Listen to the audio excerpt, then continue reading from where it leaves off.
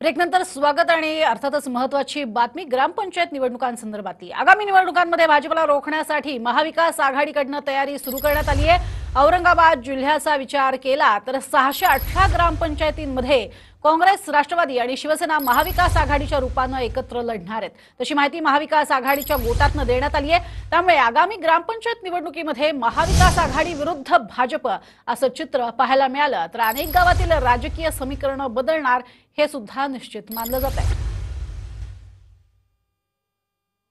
बघूयात कशा पद्धतीने निवडणुका होणार आहेत। कोकण विभागात 798 ग्रामपंचायत निवडणुका आहेत। नाशकात 2476 जागांसाठी, पुण्यात 2870, औरंगाबादमध्ये 4134 जागांसाठी निवडणूक होती आहे आणि अर्ज भरण्याची मुदत ही 23 ते 30 डिसेंबर आहे। अर्जांची छाननी 31 डिसेंबरला होणार आहे। अर्ज माघार घेण्याची तारीख ही 4 जानेवारीपर्यंत असणार आहे। 15 जानेवारीला मतदान आणि 18 जानेवारीला मतमोजणी होणार आहे।